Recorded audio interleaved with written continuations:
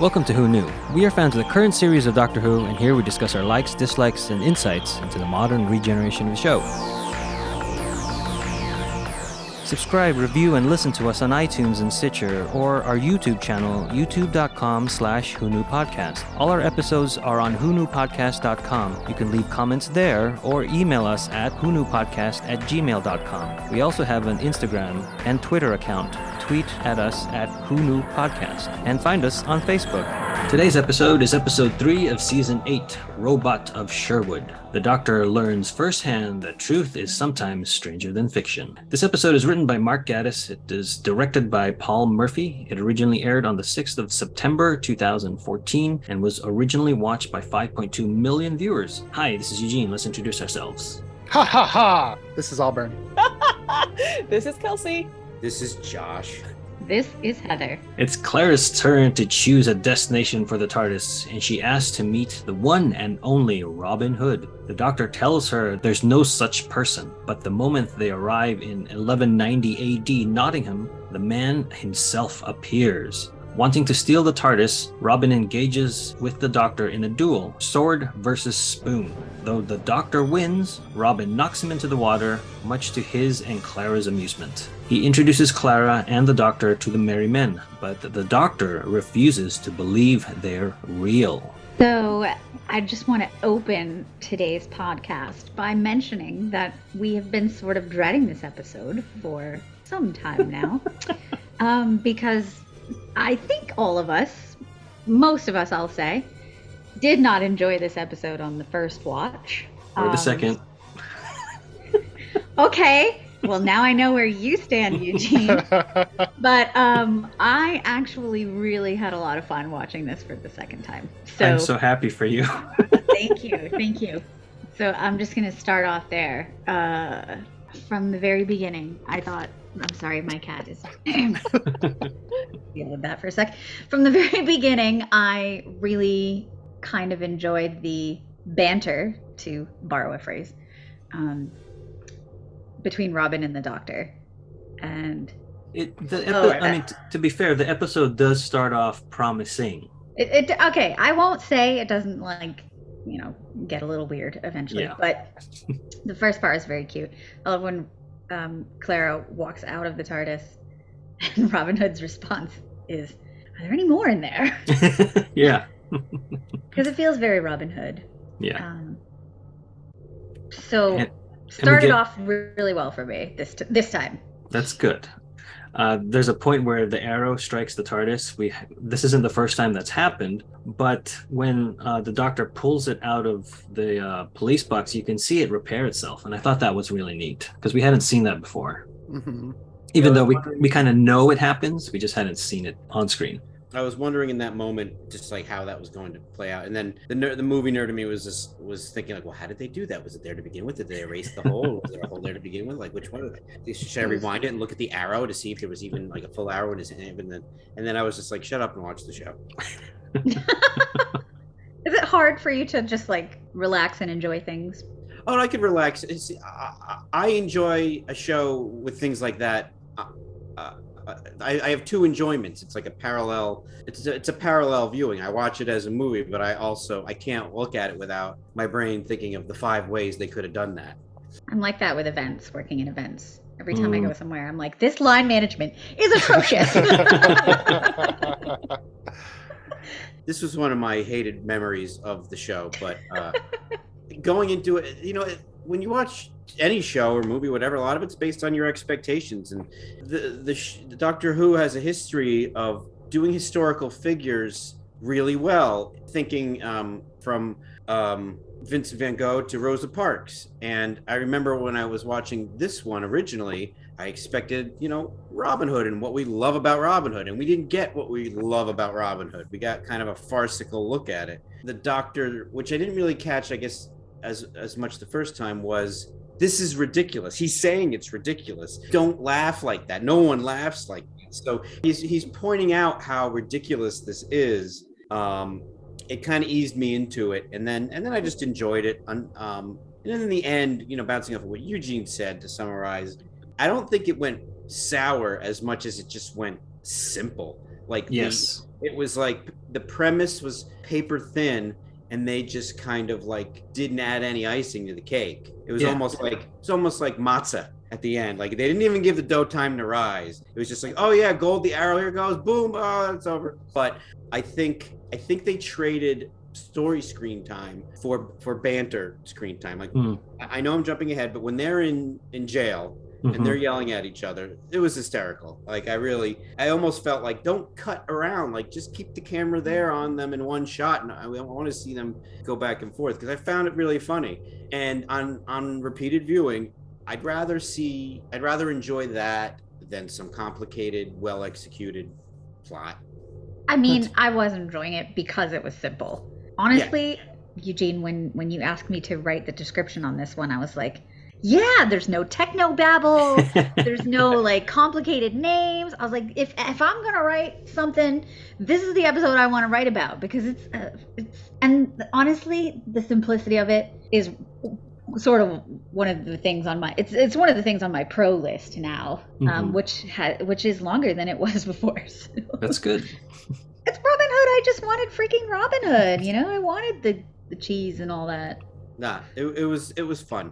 I thought it was interesting that there was an Errol Flynn big ego joke. A dirty joke reference. Love a good dirty joke in Doctor Who. And then Clara says something like, I didn't need to know that. No, I can't. I was going on to another part that I thought was funny, but I'm not sure if it's in this block, so I'll save it. Okay. But it's amusing also when the Doctor is trying to figure out if they're real. I mean, first of all, this isn't a real sandal. Yeah. Like, what does that even mean? And then, of course, poor Alice. If you were real, you would be dead in 6 months. I am real. I'm real. Bye. Bye. And the callback to that later was funny too. It was. So those little bits of comedy. I think, what is this, the 4th episode with the 12th Doctor? 3. So technically 4, because of his appearance. It is his 3rd official episode. Right. And I think that this episode, although I didn't enjoy it as a whole, I think it did a lot for me in starting to really like this Doctor as a character. Can't speak for how I felt about the episode, but I thought as a character, I was really starting to warm up to him. Because just because you're mean and grumpy doesn't mean you can't also still be funny. And I think this episode really proved that. And I think that's why we all had a hard time. Like everyone says, the beginning of Capaldi's run is rough and all that stuff. It just wasn't Matt Smith, and we didn't know what was happening. And he's kind of like a funny straight man in a way. And then there was a shot of Sheriff of Nottingham getting off the horse where you saw his boots that had zippers up the back. Yep. Oh God, I didn't see that. Yeah. I mean, they were nice boots, but it's just like, well, they cut away from that really quick. So some good stuff that I have about this episode is that the imagery of the TARDIS amongst the greenery of the forest looks amazing. Like, it makes that blue really pop. So they shot on a great location, and they, like we mentioned, they had great costuming for the period. Those are things that I like about this episode. But too sunny and too green for Nottingham. Yeah. That's true. Do you know anything about that cave location? That was really cool. Yeah, that cave. There's like caves and tree roots put together. I think it was in the national park, Brecon Beacons National Park. I wonder if it's a heavy touristed area where people like have wedding photos and selfies in that same spot. Yeah. Like Central Park. You're right. You can always shut down a section. As Kelsey can attest to, this was the episode where I kind of stopped my Capaldi watching, or at least started watching it very begrudgingly. No, you said done. I just said I'm done. Yeah. Well, I think the thing that was really confusing is we've seen the Doctor go to lots of different places and visit lots of historical figures, and I don't know what the pop culture what the pop culture zeitgeist is for England with Robin Hood. Like, I know the Americanized versions of it, like we said, with all the different movies, but is he not considered like a actual figure there, or was he made up by an author? I think I I it's think kind that's of true here too. I thought it was both. Like it's part historical and part legend. Mm-hmm. Well, it started off as ballads as opposed to like a piece of literature. right. Mm. Yeah, the first ballads came around the 15th century. Okay. Yeah, so if you think about it, if someone's legend can be around for 2,000 years, then other people can be around for, and it's all. So to answer your question, I don't think it's ever been proven either way. Okay. But I did think that on the second or third watching, the intentional Easter eggs of modern pop culture Robin Hood, I think are all there. Like you said with the Errol Flynn, him coming down the tapestry with the tapestry. knife, the spoon. I mean, that's got to be Prince of Thieves reference, right? Like the Kevin Costner one. That's what I thought of. Like, Yeah. why a spoon? Because it's Yeah. dull, hurt more. Yeah. Okay, that's interesting because I was in a parody play in high school of Robin Hood, and and it was just a woman who wrote it, and there was a spoon fight in it. No. So, like, when I saw this episode, I was like, have they somehow read this, like, obscure high school Robin Hood parody version of this play that I was in high school that had a spoon fight? When was the Kevin Costner one? That was the 90s? It was 90, the 90s. 92, 94. But does he actually fight with a spoon in that one? No, it's the sheriff. It's just a line, right? Yeah. Yeah. So that's bizarre. I'll cut your heart out with a spoon. He's like, why a spoon? Yeah. It's dull, it'll hurt more, you twit. I think that's what he says. It's Snape, right? Yeah. Yeah. Alan Rickman Alan- plays oh. Sheriff of Nottingham. Peace be Well, they upon him. definitely modeled the outfits off of that movie. Oh, for sure. I think it's funny that like people passed, like they lauded Prince of Thieves because like number one, Kevin Costner doesn't have an English accent, but then the sheriff has like that has stayed sort of what the sheriff has looked like. It's kind of cool.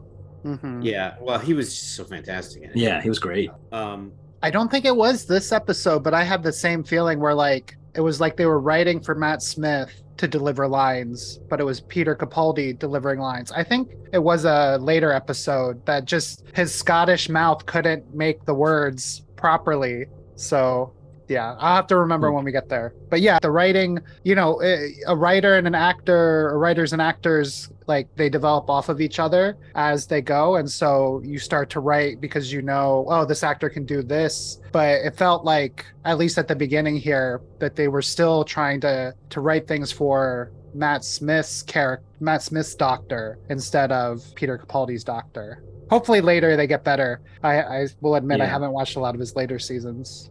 Are you enjoying these more now? I am. Like, I think today, or this one in particular, like, I was able to enjoy it more only because I knew I hated it so much before. So, The bar was so low. yeah. I think they could have made that work, that I guess timey-wiminess of the Doctor's regeneration, because he keeps asking, is he a good man, from Deep Breath, his first episode. So maybe his solidification of this persona or incarnation, I think it was affected by him, Matt Smith, saying that this regeneration is going to be a whopper or a doozy. So that could have been something that they could have followed and maybe justified why this doctor is so kind of uneven and is delivering Matt Smith lines, but even though he's not Matt Smith or the 11th Doctor, because he keeps asking, am I a good man? That's sort of the through line for this doctor, from Deep Breath. So they could have done something with it. I just feel like they tried something and they were like, let's abandon that. But I think it could have been worthwhile if they had followed through. Mm. Just now I'm realizing that the Robin Hood character in this is that character who has the deep darkness underneath of the facade of laughing. Yeah. And I just want to say that while I can 1000% picture Matt Smith saying all the bantering lines, you're absolutely right about that. Am I still here? Yes. Yes. Okay. We'll hear you. Sorry, my cat keeps lying on my keyboard.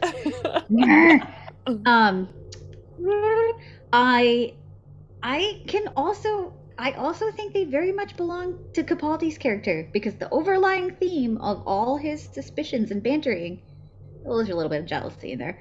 But the overlying theme is bah humbug, this magical hero stuff isn't real, which fits Capaldi's Doctor. So even though you're right, Matt Smith would totally do all that bantering and joking, but I think that he found his own way of making that work for him. So everyone's right, but I'm also right.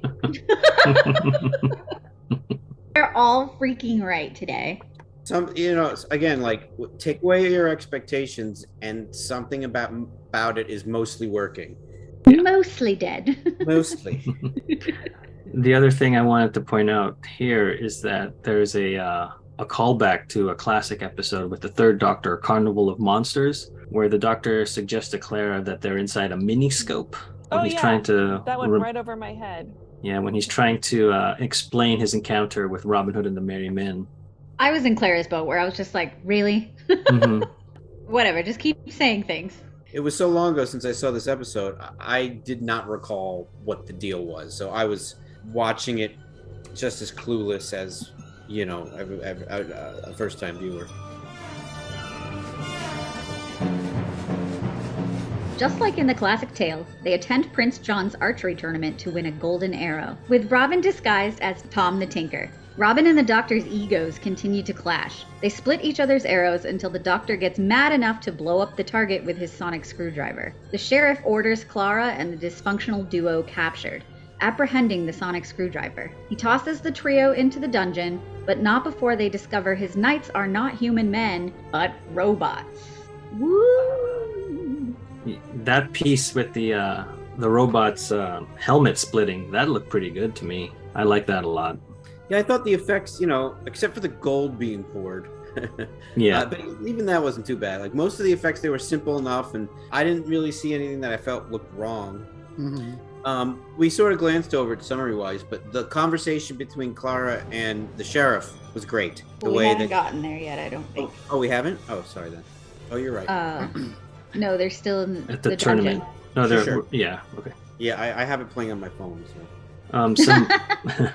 Some behind the scenes, the way they did the arrows like splitting, those were practical. They wired the arrow through a system of pulleys so that it would go into the one that's already in the bullseye. So I was like, these look really good. I wonder why. And then watching the behind the scenes, I'm like, that's why it was done practically. So he did use like a homing device. He sort of, to yeah. Get the arrows to go through. What about the location? What about the location of the castle? Was that a set or? That was a location. We've seen this location before. That is a Caerphilly Castle in South Wales. It was used in Vampires of Venice, Rebel Flesh, The Almost People, End of Time, Power 3, and The Bells of St. John. Oh, and Nightmare in Silver. But we spent a lot of time there in Rebel Flesh and The Almost People. Yes. That's the ones where they're like goo people in the vats or whatever? Yep. Okay. Half-baked people, kind of. It's all coming back to me now. Social commentary. We were talking about the robot knights a few minutes ago, but I didn't get to say. I thought it was really clever how their lasers were the shape of a cross. A cross, yeah. Which Now, do you think the conceit behind that was it did that to assimilate into the world, or was it like that anyway in a sci-fi coincidence? I think it did that to assimilate in the world because the castle, the ship the rocket is disguising itself as a castle. So to have that sort of aesthetic would not draw attention to itself. Right. They were kind of like Transformers, where when they arrived, it like scanned everything and created what it needed to create. Or it could have been more like the Chameleon Circuit, where it was originally intended to blend into every location it was at. Yeah, yeah. I liked later the kind of Predator style targeting, like you see that cross on the peasant. Yes. That gets killed by them. That was pretty cool. I like that. Yeah, that stuff was done well. I just wish that when was it the doctor that cuts off the left arm of one of the guards knights? It kind of flopped, like it had no weight to it, but it had all the circuitry and chainmail. So if there was something that they could have done to put weight so it looks like it doesn't bounce when it hits the ground, I think that would have helped sell that.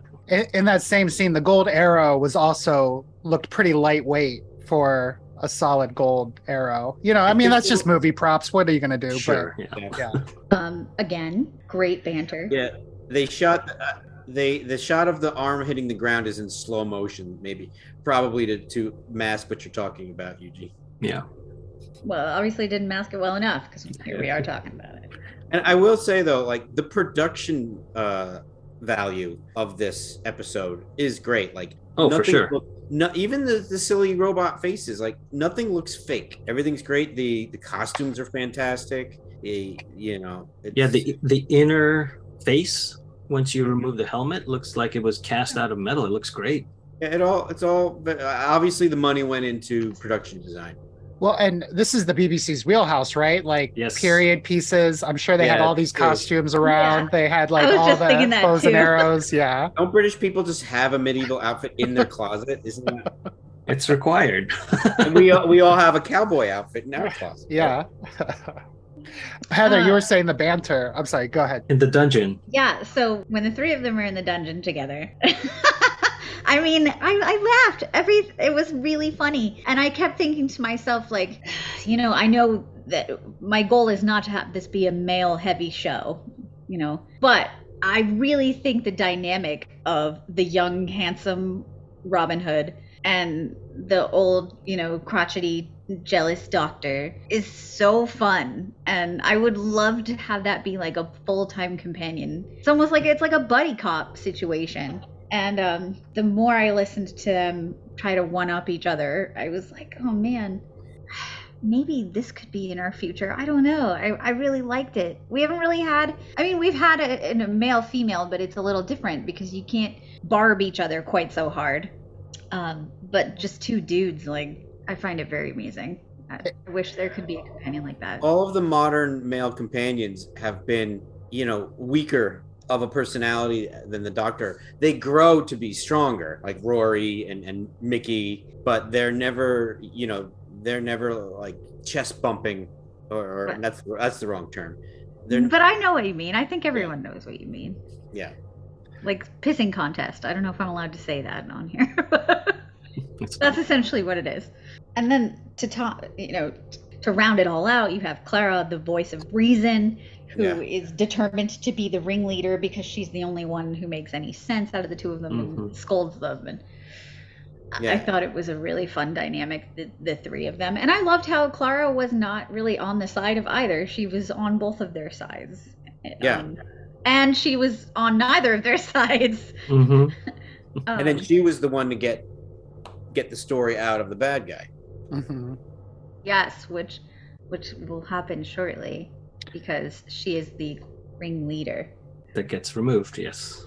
I think the Robin Hood character especially reminds me a lot of Chris Hemsworth's take on Thor, but not like the first movies, what he's come into. And I wonder if, like, I doubt that they went to this or got any inspiration from this, but maybe it does say something to the pop culture changing a little bit, where that bravado that's like has less underneath of it, like, it's there just to be there, like just to mask the pain. I don't know if that's an older story trope, but that's definitely something that I was feeling watching this time, that Robin had more of that comedic sense to it. And so maybe I wasn't ready for that back in 2014, but I was really feeling that this time watching. It's interesting that you might not have been ready for that in 2014. Maybe. I don't know. It's I was probably possible. just pissed off at Peter Capaldi. Like, who is this guy? Yeah. You're on that, Smith. Yeah. To a devil's advocate, this, Heather, Go on. I was okay watching it, but then when you watch it again and it hits you a different way when you watch it a second time or a third time, what I don't like about Clara being the ringleader is that it removes and it takes away from the Doctor being the smartest person in the room.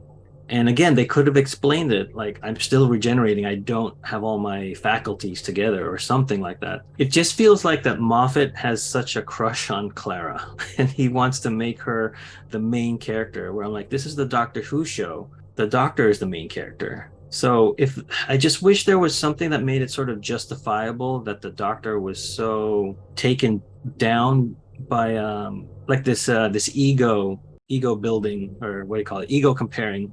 I'll use politically correct terms. This ego comparison with Robin Hood, that there was just something that could have, I don't know, put it in there, and that's the only thing that I could think of, is that his regeneration is still not settled. It turned that into a bit of a plot point in this episode. Yeah, but when we get there, I felt like it could have been beefed up more. Oh, yeah.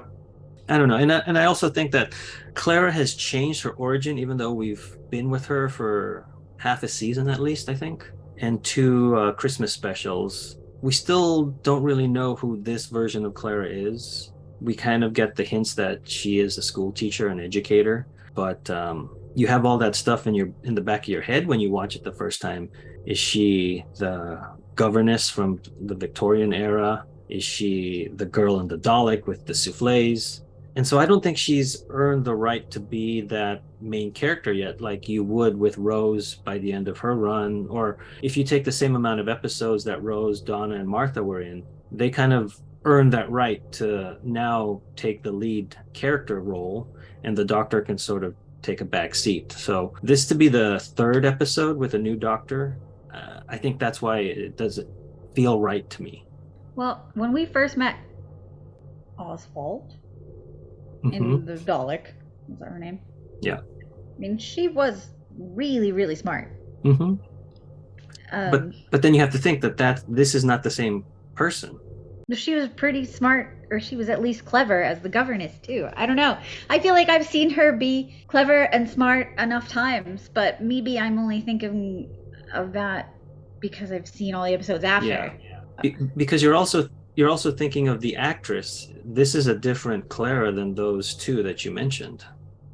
Yes, but you just said yourself, it's always in the back of your mind. It is. That we don't actually know that at this point. Yeah. We don't know the truth of her. So. And that's why I've been able to ruminate on, like, why doesn't this hit for me over this past week after watching it and preparing for this podcast? I can't perfectly recall what after she jumps into the time stream, how she resets. So I can't really. He saves her and then she becomes a new person. Like, we don't have to talk about it right now. I just can't recall. Yeah. And I don't blame that on Clara or Jenna. Kind of blame that on Moffat. Blame it on Stephen Moffat. Yeah. All right. It's not a competition about who can die slower. It'd be me though, wouldn't it? Yeah. Totally be me. That's all I have to say about that.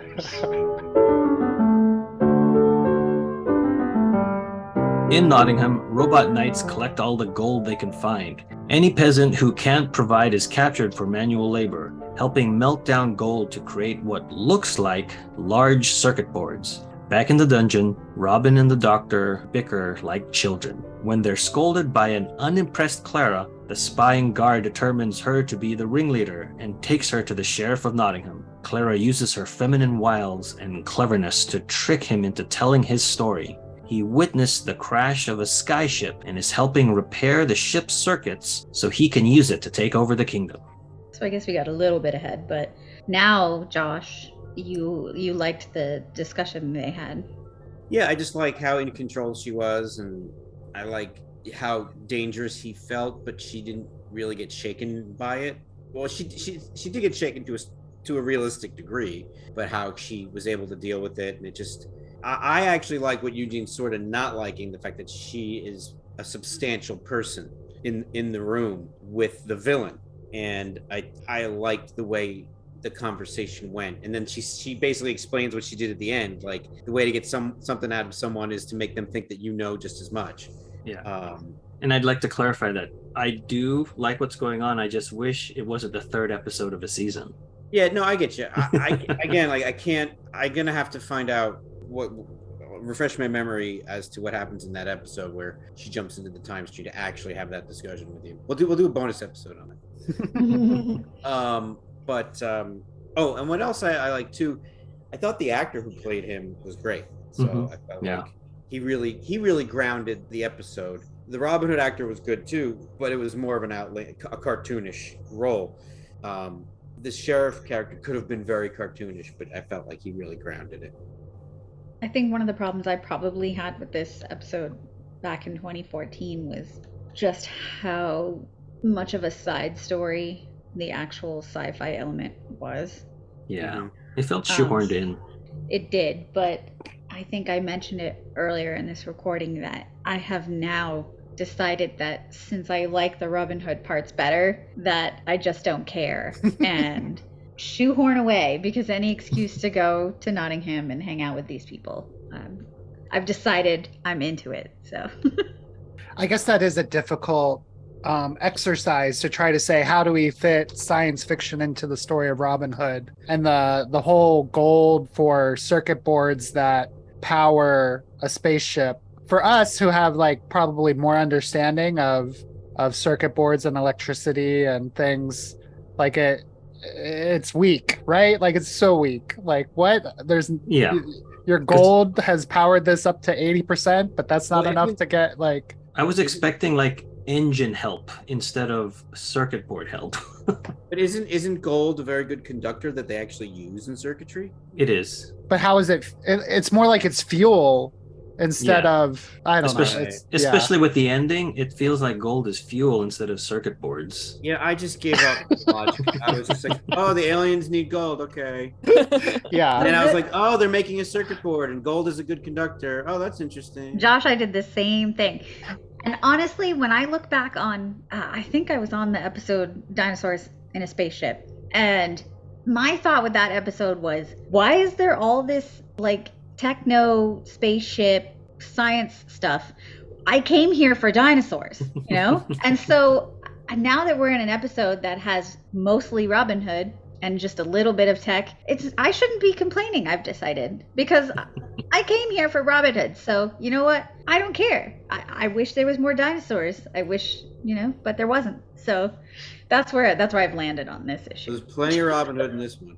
Yeah. Which is good because that's the part I really want to see. Yeah. I mean, the other stuff is just to move the plot along, I guess. I think for me, what's lacking with Robin Hood is that he's not robbing from the rich and giving to the poor. But you have all the other stuff. It's as if you have Superman and he's not flying, but you have all his other super feats. It's like he needs to rob from the rich. Well, I mean, he would have done those things, Eugene, but there's an episode runtime, okay? Oh, I get it, and I know why. Steal the TARDIS. And I know why you put in the tournament, because that's very much in the Robin Hood lore. Yeah, but that is a good point, like, because that is the essential definition of Robin Hood. Yeah. So yeah, if you had Superman show up and he doesn't fly, he's not Superman to me. But that was the whole opening sequence. To me, any property is theft, and he says that while he tries to steal the TARDIS. But he doesn't give it. He doesn't. But you don't see him give it to anyone. That's the only. And again, I don't know what the problem is with this particular run, but everything is told to us. He says he's gonna steal the TARDIS. He doesn't actually steal it. See? Well, how the heck is he gonna steal it? Come on, you guys. I'm just saying. We see the merry men with the gold arrow, and they make mention of like when we melt this down, it's going to feed. Yeah, but again, they did it, not Robin. See? It's just Robin was being trapped in a dungeon, Eugene. Listen, do we need to take this outside? I just know, for me personally, that's what I want to see. At least like some little thing. Mm-hmm. But back to the dungeon, where now it's just the Doctor and Robin Hood. Again, that stuff is great. It's funny. I like seeing it's like we mentioned before, like we like seeing the Doctor kind of turned on his head, where he's not able to do something. I don't know. And they shot that in the real castle, so it was like, no wonder it looks so good. That's like a real stone wall room. Wow. I think what is good about this episode is that the Doctor is wrong from the beginning, right? Like he says Robin Hood doesn't exist. This is all a fairy tale. And then he gets there and is confronted with a real Robin, still doesn't believe it, like does all the things to try to prove that they're not real. And so that competition between him and Robin is real and makes for good story and good interactions, because we're always kind of, as the audience, we don't know if this is really going to turn out to be a real person or something's going to flip at the end where, oh, he was a robot all along or something. Mm-hmm. That's so what glad I was they didn't thinking. do that. Yeah.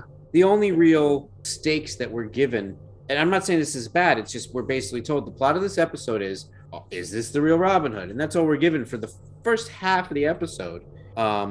Yeah, well, there's also not any clues that says this might not be the Robin of Robin Hood's lore, or it might be a robot. It's only the Doctor telling us things that are almost confirming that they're real, but he just doesn't believe them. Right. So it's like Yeah. we needed that extra ingredient to put that doubt in our minds. Yeah. So the Doctor and Robin are in the dungeon, and then there's that window that's across, and so that's in a real castle. So they had to like lift lights so that they could light through that window to make it shine like that. And I thought, well, that's very effective. Well, I mean, they have lights up on cranes for production anyway, especially for night shoots and stuff. So, but yeah, I mean, it looked great. Yeah, I'm just saying that that's not a set. That's what I wanted to. Yeah, it looked great. I'm sure they're careful when they're bringing cranes around multi-thousand-year-old castles. Yeah. Just to point out the one line where they kick the keys down the shaft, and he says, "Well, there is a bright side." Clara didn't see that. Yeah, I like how it makes all the noises, and at the very end, it's. There's great writing throughout. I mean, there's good one-liners. I think, Yeah. especially from Robin. It's just the whole. I mean, it really saved the episode for me. So kudos to the writers, Yeah, and of Once course you to the know- actors. Once you know what you're watching, it's very enjoyable. Mm-hmm. Maybe that's what it is. I think it is. Oh yeah. Well, based on our expectations. Mhm. Well, I mean, I'm also able to look at the good in it now instead of just being like, first time I watched, I was like, I didn't like this at all. Now it's your expectations are tempered. And now that we're a little further in, I will say we talked about some of the action but he shoves the knife in the tapestry and slides down it like that's. It doesn't feel like an action shot. It feels like they're on stage and all right, put your knife in the tapestry now, and he does it, and it's time to do this. So I also feel that there's some great comedy in this episode, and what happens with a lot of productions is they shoot all these different angles, so they have the footage that they have to justify using, and they cut from this actor to that actor and back and forth, and it's actually hurts the comedy. And there was many shots in the beginning when he's rolling his eyes at the merry men that if you just stayed on him and because you cut away from what the joke is about, you all of a sudden you're distracted and you're taken away from the subject. So it wasn't edited well for comedy, and it wasn't photographed well for action. It was just sort of middle ground, like this is how you shoot a TV show. It was sort of fighting the positive elements that were there. Yeah. Anyway, that's my film critique. Well, what you just said made me think of what if we had made the Robin Hood and the Merry Men look a little bit more historically accurate. Like they would have been like more dirty. Like his teeth wouldn't have been so pearly white. Well, that's why. I mean, that was part of the joke. He even makes the joke about that. Yeah, but I'm just saying, like, let's say we did what like Robin Hood, Prince of Thieves did, and like kind of grimied them up. And then so when they're laughing, the Doctor's like, you shouldn't be laughing. Those are horrible teeth. Or it would have played into that, like, why are you merry men? You're going to die in a couple months. Right. Bye. Yeah. Robin and the Doctor finally escape the dungeon and enter a futuristic-looking room. The Doctor learns the castle itself is a spaceship in disguise, and that the engines are leaking radiation, creating a temporary climate that is too sunny and too green for Nottingham. The Doctor believes Robin is also part of this climate, since the ship's databanks contain the myth of Robin Hood. Suddenly, the Sheriff of Nottingham busts in with a robot knight and Clara. Robin grabs her and they jump to safety, seen by the Doctor but unnoticed by the Sheriff. The Doctor warns the Sheriff there isn't enough gold and the ship will blow up half of England if they try to take off. An angered Sheriff chains him up with the captured peasants. So there's a cool Easter egg here when they're going through the different iterations in the computer of Robin Hood. There's a black and white one with the Robin Hood shooting right at the camera. That's the second Doctor, Patrick Troughton. Oh, He- neat. Play Robin Hood? He played Robin Hood in 1953. I feel like that's like a rite of passage if you're a British actor. You have to like do Shakespeare, play Robin Hood, all Was this. that photo from a movie or a play? It's a movie. Neato. It's weird. The Doctor gets captured again. I'm like, maybe once. Well, the But- first time he wanted to, he said that's how you get Yeah. your information. I wish he would have done that for this one as well, but it felt Well, because he does get information later. I won't go into that now. So I just wish that this doctor tends to do things like that, like with deep breath that we mentioned. When he leaves Clara, he meant to do that. So I wish that they would sort of. I don't know what I want. I just want something different. Do you think he let himself be captured to give Robin and Clara more time to escape? Because he saw out the window that they were doing just that.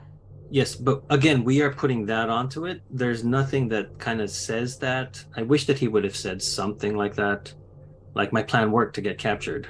I'm getting information, and it also gives them time to escape. I don't know. But if he'd said it might have led on to the sheriff that they weren't dead. Oh, but I'm sorry. I'm talking about at the very end when everything's all good. Like, I'm glad my plan worked out. And then Claire's like, well, your plan didn't work out. You got captured twice. He goes, I meant to do that. And then I meant to do that. This is why I did that. And then the second time is why I did that to get you and Robin. Like, that's what I mean. Sorry. I should have said at the very end. Gotcha. I have no explanation for that. That's okay. It's here that we also get the Promised Land reference. Here's that to the name of the ship, or is it just... like their destination? Yeah. For me, it's like, hey, remember... the Promised Land, here it is.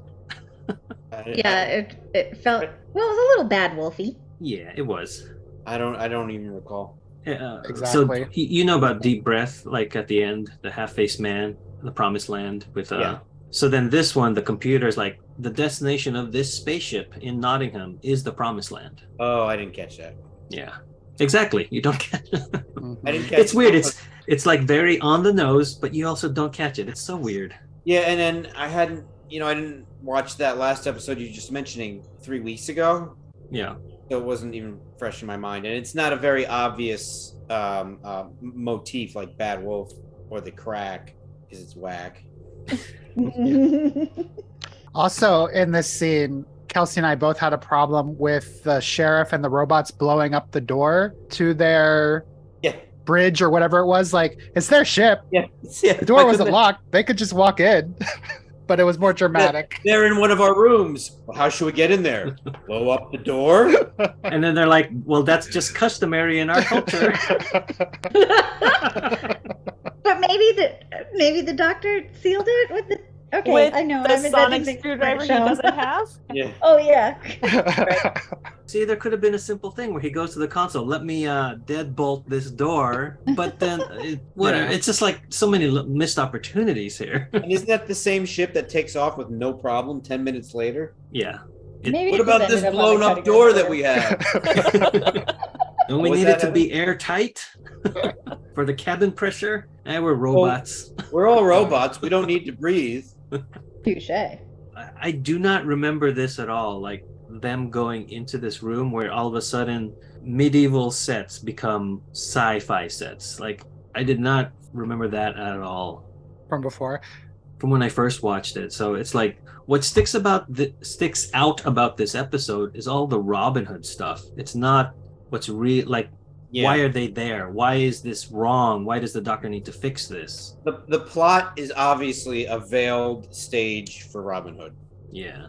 So is it so impossible that they could actually just go back in time and like nothing supernatural or space happens? Like, could they actually just have a normal real adventure, old-timey adventure? Like that used to make me upset about this show, and now I've just kind of accepted it. But like, would it be so hard?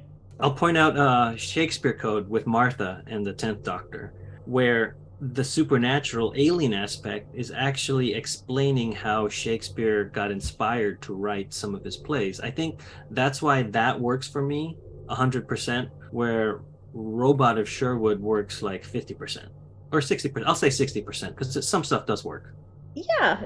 I don't think you necessarily need more than that if they're in an interesting setting. Like, what if they really did go back to the time of the dinosaurs? You don't need aliens to make that cool. Right. I don't know. I just thought maybe for once they might do that. But... And it is interesting. There's never really any story where you have, in modern time, many time travel stories where, oh no, we screwed up the timeline. How do we get it back on track? Well, we have a Father's Day with the 9th Doctor. That's true.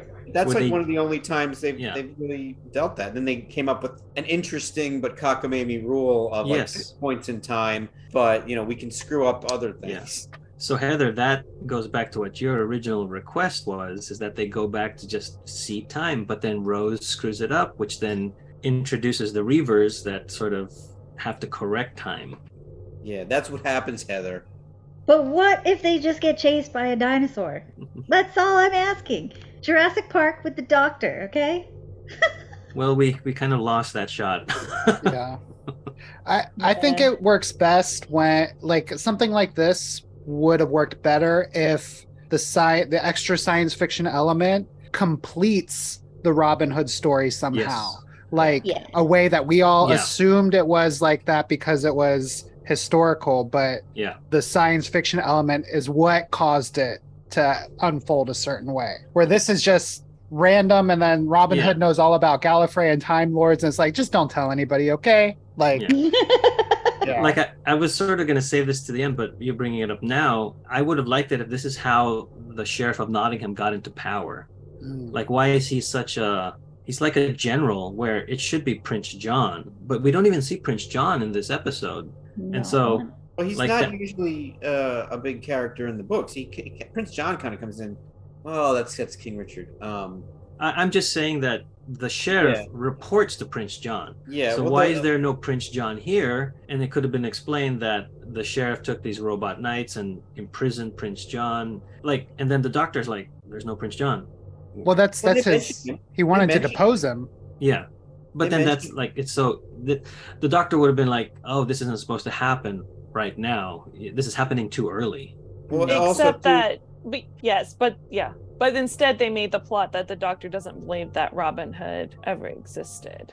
But there's movies and story and incarnations of Robin Hood, such as the Kevin Costner Prince of Thieves, where the Prince John character was combined with the Sheriff of Nottingham.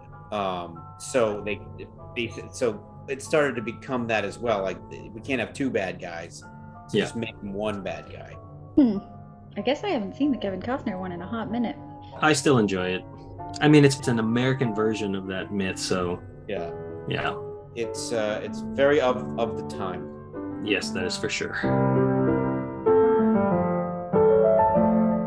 At the labor camp, the doctor conspires with a peasant girl to cause a riot. Using plates of gold as shields, they destroy the robot knights. Clara and Robin arrive to rescue them, and a swashbuckling sword fight ensues. In the end, the sheriff is no match for Robin, who knocks him into a vat of molten gold. The castle quickly transforms into a spaceship and launches, but it stalls before it can break the atmosphere. The doctor theorizes the gold arrow from the archery competition will give the ship the boost it needs to reach orbit before detonating. With Robin injured, he, the doctor, and Clara work as a team to shoot the arrow. It's a bullseye, boosting the ship away from the Earth. So there are two pretty dark deaths for this highly comedic episode. The Yeah. first one was the peasant. We don't actually see the peasant get vaporized or turned to ash, But it's gruesome. but it's still really gruesome. Yeah. And the unknown peasant girl at the time Mhm. is right there. It happens like in her arms practically. And then we get this death where Robin kicks the sheriff into this vat of molten lava. Molten gold. Sorry. it's molten gold, which is like worse. And then you see like the hand like coming out of it. But I thought it was very clever that the way he bumped him in there was the way the doctor bumped Robin into the river. Yes, I noted that too. How it was well, actually, it was Robin who dumped the doctor into the river. No, the second Originally, time. yeah, But the first originally, time. he sat there like this, like, why don't you stab me? And then he did like a little fake out thing and hit him with his butt and dumped Robin into the river. And then Robin came up from the river and pulled him in, pushed him in. So yeah, the foreshadow definitely. Yeah. But some yikes for Doctor Still Who. gruesome. Yeah, but some behind the scenes, originally the sheriff was going to be a robot and Robin was going to behead him. Okay, but But- he would have been a robot. I was wondering why the sheriff had that line about "I'm the next age of man, half machine." So that was they kept that in because they changed it later, like later in production. because of the beheadings that was going on with the Islamic State, and so they're like, we can't have that in our endings. So that was one of those surviving lines from that original ending that they couldn't, I guess, do pickups on. I guess I just kind of was like, oh, because he's gonna start the new humanity with these robots. So I guess I skimmed over it in my head. I remember hearing that, and then forgetting about it. But I remember hearing that, thinking like, oh, so he is going to be a robot. Then I just forgot about it. But I did like how he killed them using the Doctor's move. Like I felt like oh, now they're friends. It's like there should have been more of that, where the Doctor is sort of influencing the myth of Robin Hood. That's what I felt was missing for my own tastes. Mm-hmm. Yeah. This is a weird episode. I ended up liking it a lot more because how simple it was. But now that we're analyzing it, it was so simple. It wouldn't have taken much to beef it up a little. Yeah. It wouldn't. It's minimal effort here. Yeah. And that's why these things that I'm bringing up, I think, where 1 or 2 lines would have worked for me. And then the one that I was also bouncing back and forth in my head was when the ship goes up and then he's like, we can destroy it. It's kind of like that old trope of like the bad guy is getting away. How do we stop him? We overcharge the engine or the warp drive, and then so this ship then blows up. It's sort of what they're doing here, but then this would have been a great line for the Doctor to be like, am I a good man helping the ship to blow up? Is like, am I a good man in destroying these people from just getting to their destination? Because he didn't aid it in blowing it up. He just aided it. He actually aided it in lasting longer. But I think Eugene's saying it was never even a thought in his mind that he might somehow get these people out of an exploding ship. Right. He just said, well, it's going to blow up. So kind of like when which episode is it where he sacrifices that dude because dinosaurs into the Dalek. Into the Dalek, yeah. He's like, well, he was going to die anyway, and he never even takes a beat to consider how he could maybe save that guy. So it's like that was a good opportunity to kind of like shoehorn that in. It's like you're shoehorning a lot of stuff. Why not shoehorn that in? I agree with you, but I think if they did what you're talking about, it would have been better. But I also feel like that's not so much of a conflict here, because these just seemed like getting mad at trying to destroy water because it rained. Like I get that, and I'm trying to shoehorn things that would make this episode better for me, because when we boil it down, this is a simple episode, and this is probably for kids. They'll love it because you don't have to think about these deeper things that I'm thinking about. But I'm just thinking of what I would want. You got to think too. You don't know if they tried. You don't know if if we made this bit shorter, then it doesn't make sense, or like, does it feel right? The explosion doesn't work. Like there's so many pieces of a puzzle of making a show. I don't necessarily think what you're saying was an oversight that happened because of it, but Josh always defending the show creators. And I have to admit that I am armchair warrior. This. I'm not.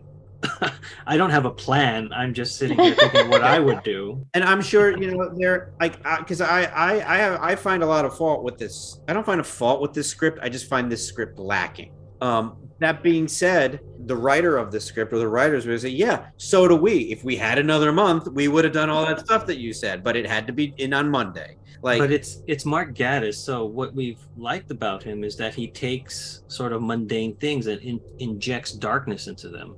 I just felt like that was missing from what I kind of like about him in this episode. It's Mark Gatiss in credits. You don't know if he did the final pass. Sure, yeah. There's so many elements. Shade. Yeah. Well, in the behind the scenes, he went on set, so that makes me think he had a bigger hand than just the credit.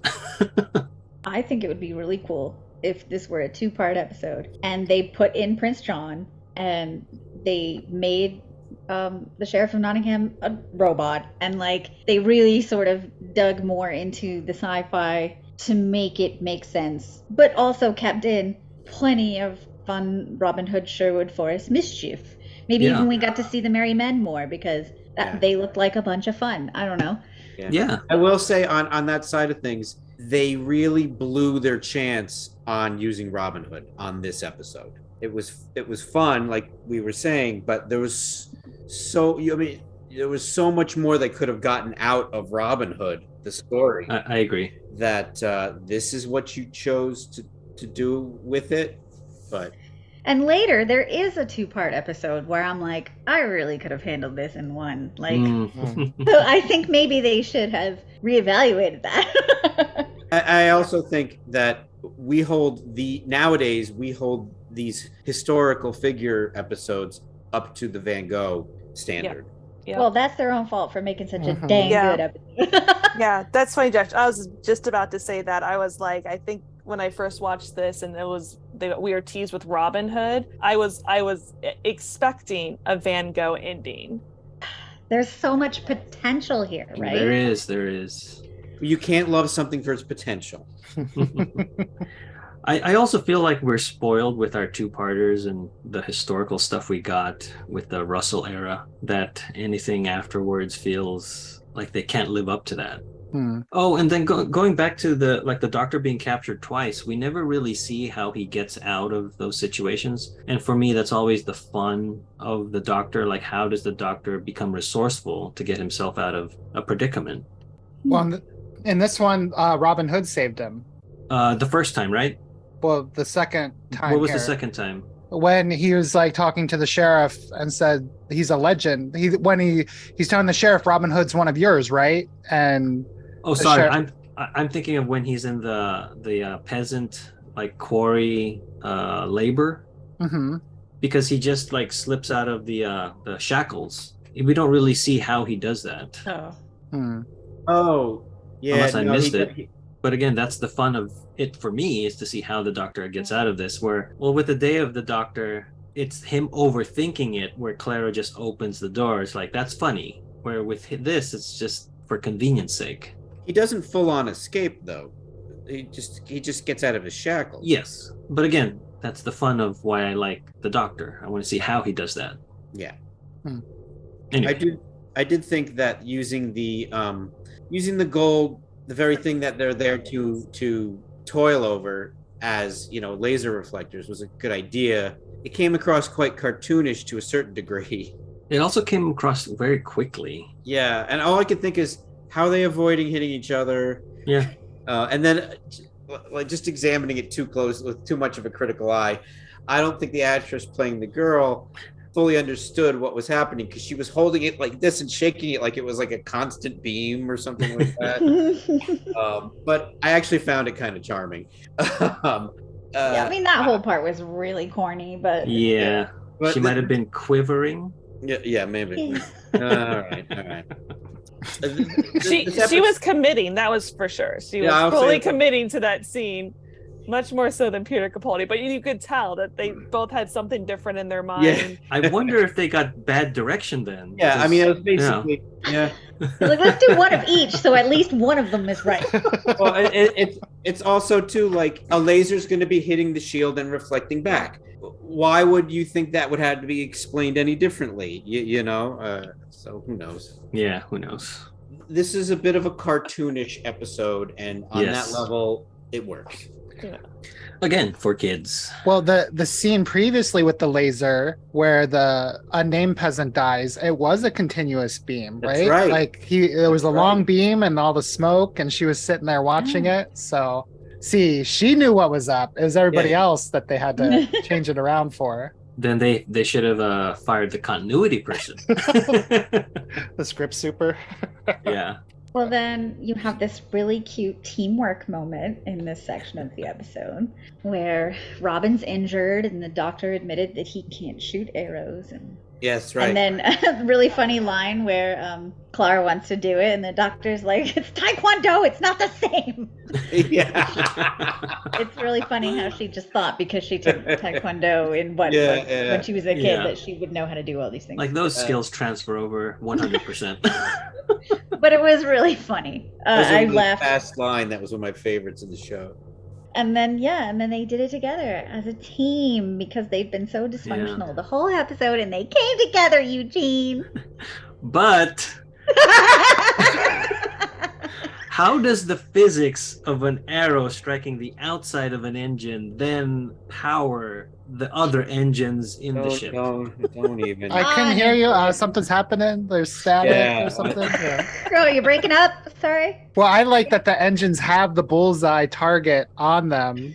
That's Just, okay. just to tell you, this is what's happening. Yeah. Today I didn't even notice that. It's to say if you miss this one, there'll be another one coming Yeah. along. Right. This one will get you 20%. The outer ring will get you 10.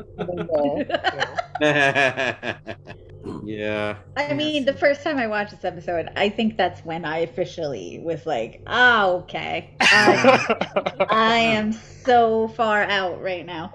But nothing bothered me nearly as much as it did. I don't know why. The other things I'm able to like take a phrase from Allburn, pre-forgive, but that one still struck me in the same bad way that it did when I first watched it. I was just like, it still doesn't work. I'm sorry. It just doesn't hit the mark. The arrow hitting the ship. Okay. Please stop. Oh, Yes. I think Yes. am I missing your puns? Is that what's happening? Yes, that's okay. That's the part of the comedy. You missing them. Yeah. I've had like 3 in a row. It was a good run. It was a good run. Well, now we know if we see a car running out of gas down the road, if we just throw gasoline at it, Somewhere it hits the top exterior. it's like a sponge. And then it launches the car out of orbit. We hit it with an arrow of solidified gasoline. Oof, yeah.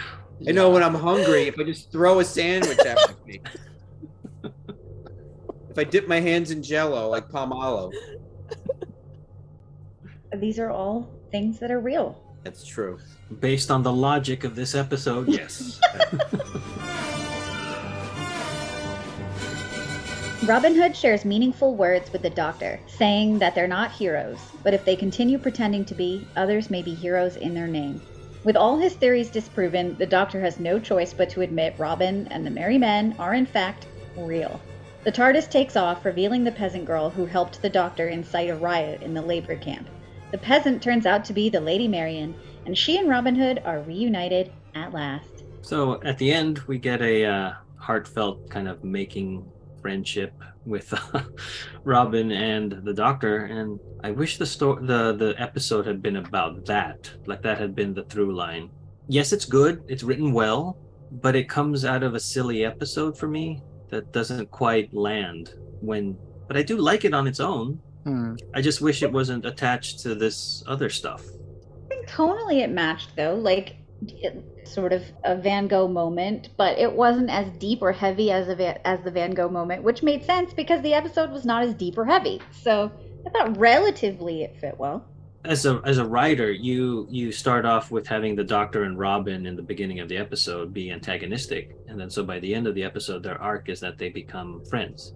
I get that, but it just felt like there was so much richness in what Robin was saying to the Doctor and the Doctor was saying back that I wish that had been throughout the episode. What's a really good thesis statement that needed that, like at the beginning, instead of Robin Hood's not real, it should have been like, oh, you never want to meet your legends, or you don't want to meet your heroes, or something more like that. If the Doctor then used Robin Hood's going to come save us, and that's what gets all of the workers rallied. Like he's trying to rally them, and like, who are you? We don't know who you are. Like, and then he begrudgingly says, "Well, Robin Hood sent me. Robin Hood sent you." And that would kind of like form what Heather was saying when they worked together. And that would have been really good. Or now bouncing off of what you said, Josh, we now know that peasant woman or whatever, captured woman is Maid Marian, so she knows who Robin is. So in the conversation that the Doctor is having with this lady, he could have mentioned Robin, and then she's the one to spread to the others that Robin is going to come help us because this guy knows him. Like that would have something satisfied that regard. To tie in again. I think these shows are written and made running downhill at top speed with people's shoes untied. Like that's how a television show gets made. Because that not only do we have expectations of the Doctor and stuff, but we have expectations of Robin Hood, of what that means to us. Is which incarnation of Robin Hood hit us, as a kid or an adult. Like my first Robin Hood, I don't know if my first Robin Hood was the Disney Robin Hood or Errol Flynn. They're kind of intertwined in my mind, but that's Robin Hood to me. So I'm looking for that. So it's a bit of a loaded gun for different people. So I think something that I didn't like the first time I watched this, I didn't like that the Doctor up until the very end was still like, Robin Hood's not real, Robin Hood's not real, Robin Hood's not real. But like I didn't mind it so much this time, I guess. I wasn't like thinking that hard about it, but I do remember that was something I didn't like. yeah, and if he saw him rob from the rich and give to the poor right in front of his face, he couldn't really deny it. Yeah. And see, that's why I want that in there. Anyway, knowing what it was set out to do, it's more successful than I thought. Anyway. And I agree with you, Eugene, that I think the writers are leaning very heavily on the fact that you already believe, that you already have a knowledge of who Robin Hood is, what he stands for, that he's known for. They're really counting on you bringing that with you, which is why, they don't really show you, which is unfortunate. Yes. And that's why it should have been a 2-part episode. But anyway. Yeah, because I felt like the guy playing Robin did a good job. He did great against Peter Capaldi and Jenna. Robin Hood is easy on the eyes. As Clara can attest to. Clara wasn't just slouching that dress either. No, she looked great. And I don't know how I feel about this. Sometimes I like it and sometimes I don't like it. But when at the end it's revealed that Maid Marian, the Doctor, like helped reunite Maid Marian with Robin Hood, it just felt very convenient and easy sometimes. And then sometimes it's like, of course, that's what he would do. Now that he believes that that's Robin, of course he's going to continue to help propel that legend, that myth. So, and I forgot that was Marian, so that was a surprise for me again. Yeah, and then it was a surprise to me at the end. I didn't even really think about it. And it was nice. It was nice. And yes, it depends. It depends on my mood if it's nice or if it's annoying. Every time I see it, I'm like, so was she standing behind the TARDIS the whole time? I know. Yeah. Or like, that too. Did they time her entrance? Like she started walking from where? Yeah, I got that. The Doctor put her in a pocket universe that was only expiring for a couple seconds. Don't listen to all of us talking. Don't listen to. Just pretend you know nothing. Stand back there. If you're good, you'll get a gift. But I'd just like to read the thing that Robin is saying, or what they're saying back and forth. They're talking about not being heroes or being heroes. But if we both keep pretending to be, perhaps others will be heroes in our name. Perhaps we will both be stories, and may those stories never end. I just thought that was, again, great. Doctor Who has been going on for 50 plus years since its inception in 1963. And Robin Hood has been going on since the 15th century. So it's just like, it's cool that both of those stories kind of tie in, not only because of the longevity, but because of the similarities between who the Doctor started off as a kind of a criminal, a thief, stealing a TARDIS and going against the establishment, which was the same thing that Robin Hood is doing. So again, that stuff I like. Has it before been in the Doctor's history that he was stealing it to do good? I thought he was stealing it to run away. Well, he stole it Who and knows? then did good. And then did good, yeah. Some little tidbits is that Peter Capaldi celebrated his 56th birthday while on set, and they brought him out a Dalek-themed birthday cake. God, he was only 56. Yeah, I think it was a cupcake birthday cake, but the holder, the stacked holder, was in the shape of a Dalek, so it was tiered like the Dalek skirt going up. Were the cupcakes the balls? The Dalekanium? Yeah. I'd like to think they were. It was a very quick shot, so I don't really know. So he was only 6 years older than me when this was shot. When he shot this. Well, you look great, Josh. Thanks. Or he looks really bad. He's a Scottish 56. Oh, that's right. That's right. Yeah, let's go with that. It's funny. One of the times that I rewatched it this week, I felt very much in Peter Capaldi's things of where he's like, "Don't laugh. That's not how people laugh. He's not real." Like those angry looks. I was like, that's me watching this episode. Okay, so we have Tom Riley playing Robin Hood. He was recently Augie Bidlow in The Nevers, and he's married to Lizzie Kaplan from Mean Girls and Castle Rock and Masters of Sex. Oh, okay. Kaplan. Who do you recognize? Did you ever see Party Down? No. Is that the one about The caterers. caterers? Yeah. Yeah. So okay, in Mean Girls, she's the one with the very gothic, emo, like black long hair. Okay, I recognize her face. She's in a lot of stuff. She's also in a Yeah. Marvel short, one of the one Yeah. shot. Was she in She- True Blood as well? Yes, think- the first yeah. season of True Blood, she gets killed. Oh, Rip. spoilers. Spoiler That's alert. been around forever. That's been around forever. That's like a 10-year spoiler. No, that's why I was just side note. I'm reading Song of Achilles right now. Uh-huh. My friend Katie's like, I'm not in a rush to get to the end because I know it's going to be sad. And I was like, spoiler. She's like, Heather, never mind. That's almost like a 2,000-year-old spoiler. Roger Ashton Griffiths plays Quail. He's the, Rip. I guess, lord that gets killed in the beginning. That's a housing Maid Marian. He played Mace Tyrell in Game of Thrones. He was a priest in Brazil, the Terra Gilliam, Brazil. And he played P.T. Barnum in Gangs of New York. Huh. Sabrina Bartlett plays Quail's ward, is what she is credited as, not to spoil her reveal of Maid Marian.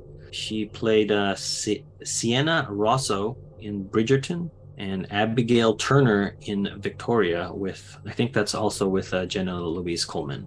Ben Miller plays the Sheriff of Nottingham. He was Colonel Lancaster in Paddington 2, Lord Archibald Featherington in Bridgerton I think he was with Sabrina. I'm not sure. I haven't watched the show. Ian Hallard plays Alan Adale. He's done a lot of Doctor Who audio dramas with Big Finish. Trevor Cooper plays Friar Tuck. He was also in Classic Who. Most recently, he was Takis in the 1985 Revelation of the Daleks with the Sixth Doctor that we did. And he played Richard Martin in An Adventure in Space and Time. Rusty Goff plays Little John. He's the small person. He plays a lot of the Gringotts goblins in the Harry Potter films. And he was an Oompa Loompa in the Willy Wonka and the Chocolate Factory from 1971. Oh, wow. Yeah. Joseph Kennedy plays Will Scarlet. Adam Jones plays Walter. David Benson plays one of the heralds. David Langham plays one of the guards.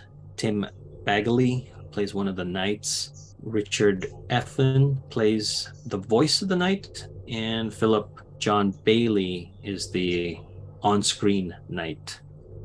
Matthew Dale plays John Little. And then we mentioned Patrick Troughton appearing as Robin Hood in that archival footage. All right. Robot of Sherwood. Who is this episode good for? Or more specifically, this episode is good for who? A new viewer, a casual viewer, a fan of the show, or a diehard? I mean, I'm just going to go with my gut because I don't want to overthink it. Go for it. Oh my God. I'm going to say new for some reason. Okay, so I'm going to say new because I think what really stands out in this episode is the funniness and the bickering. And I think we've all sort of mentioned it at least once in this episode that one of the reasons most of us were able to enjoy it better this time is because we didn't have these vast expectations. So I'm thinking if you go into this having zero expectations and you just see all this funny banter and you don't have anything to compare the parts that are suffering to, that you might think, oh, this show is funny. I'd like to watch some more. So I could be convinced otherwise, but that's what I'm saying, and I will stick with that for now. My gut says new. Fresh eyes you need to watch this episode with fresh eyes. Do not go in with baggage about who the Doctor is or who you think the Doctor is or what you think a Doctor Who episode should be, what you think it should achieve. It's not going to do any of that stuff, but it is a good episode. It's a siloed episode. And so I think it's best for a new viewer who's just like, what's this Doctor Who all about? I'm going to watch it and find out. And I think they would enjoy it. Then later they might come back to it and be like, oh, now I see what a steaming pile of trash this is. But again, with nothing to compare it to, they might just have a jaunty time. Yeah. So I agree with Heather. I am not going to say new. I think this would be good for a fan. Only because I don't think I would use this to introduce somebody to Doctor Who. And for myself personally, I know I did have baggage going into it, but rewatching it a couple times, I like it more and more as I watch it. So for those reasons, I'm going to say fan. I'm gonna say new with a caveat that it's good for a new viewer who has no idea what Doctor Who is. They may never watch another episode as a result. Even if they enjoy it, like I don't think there's anything in it really that would be like, I want to watch more of this. I could see a new viewer being like, oh, that was kind of fun, and that was it. Whereas one of the most famous new viewer episodes would be Blink. Someone watches Blink and like, oh, what's this? I want to watch more of this. But that being said, a new viewer has no idea that it only gets better. Like it's only uphill from here, or it's only it only gets better from here. So you start the bar low to build it up. I think that's it. I think what Heather and Kelsey was saying is hits it on the nose. That like I don't know nothing about No Who. What's this show? That was kind of fun. And then like, well, here's another one, and then you could just watch more. I think anything above a new fan on first viewing, we'd be disappointed, which we were. Mm-hmm. Start at the bottom. Now we're here. Right. You know. I think if not a new, it's only good for a fan or above once you've seen it already. So if we're just judging it on first viewing, a new Who viewer. Brian and Frank texted me. Brian would put it into a diehard, and Frank would put it into a fan. Makes sense. A fan. A fan. Hey, Eugene. I watched the Robots of Sherwood, and now I wish I was kind of on the podcast because I have thoughts, but I really enjoyed it this time more because I knew it was going to be silly. The first time I watched it, I got kind of lost as to what they were trying to do. It was a lot of fun. I thought the archery section was a lot of fun and silly and enjoyed it. And Clara's enthusiasm for it was a lot of fun to watch. But I realized what I did not like about Capaldi's Doctor is that he seems to be stupid. I mean, he was so prejudiced against this being real, knowing that it couldn't be real, that he didn't do the normal Doctor thing of watching, observing, deducting what was going on. He said, it can't be real, there's got to be something else, which is great, but it was also not looking for that other thing. He was just trying to prove himself right that it was bad. So when he saw the spaceship, he was like, see, I told you. But he still thought that Robin and the sheriff were robots. And it just went over his head. And that's what bugged me, going, I didn't see him doing that to uncover something else. He's played ignorant before, but this time it seems like he was just so caught up with his own ideas that he just let the truth pass him by. And that is something I didn't like. So what about yours, Eugene? Well, Clara is the main character in this episode, and I don't know if the third episode of a new season justifies that for me. So that's problematic. But this episode does have good dialogue, and it really highlights of how this new doctor can get at odds with somebody. So I kind of like that. But again, should we have that in the third episode? Should we not spend the first couple episodes establishing who this doctor is in this new regeneration? And I don't like that he's not the smartest man in the room. Again, I feel like this episode should have come later in the season. They kind of reverse the roles of the companion versus the doctor is usually reserved for something later in the season or their second season. And Am I a Good Man? In here it comes off, I don't know, I just wanted more of it, as I've mentioned. But the sets, the locations, the costumes, those are great. I love all of that stuff. I guess it depends on what mood I'm in of where I would classify or categorize this, because sometimes I'm like, this is only for diehards, or I can totally see why this could be a new viewer. I mean, rewatching it this week, I did want to give it a shot, but also you don't know what you're missing, and sometimes it just doesn't hit the bullseye. So I'm gonna have to put it into the fan category, because as a fan, I'm gonna have to revisit this episode. I've only seen this once when it originally aired, but as a fan, I'm gonna go back and rewatch it. So that wraps up Robot of Sherwood. Thanks for listening. Stay safe, and we'll see you next time when the future becomes the present. You just listened to an episode of Who Knew? Our wonderful theme music is by Michael Grady. Find him on Facebook at The Universe Explodes. Additional music is by Damiel Paggio. All our episodes are engineered by Auburn, and you can find him at auburnbinkley.com. You can also find this show in several places. Follow us on Twitter at Who Knew Podcast. Subscribe, review, and listen to us on Apple Podcasts, Google Podcasts, and Stitcher. Or on our YouTube channel, youtube.com/Who Knew Podcast. All our episodes are on whoknewpodcast.com. Visit our Facebook page. Please leave comments, reviews, and click like to support Who Knew Podcast. To listen to our show on your Amazon Echo device, subscribe to us on Amazon Music, And then ask your Amazon device to play your podcast subscriptions. This podcast is inspired by Doctor Who. The longest running sci-fi show in history. And especially the revival spearheaded by Russell T. Davis. Thanks to Russell, Sidney Newman, Verity Lambert, Ron Grainer, and all those involved in the adventures of our favorite Time Lord. Your work continues to inspire and entertain. With Robin disguised as Tom the Tinker. Tony, right now! Anyway, okay. Heather? Ugh. Forgot I have a job now.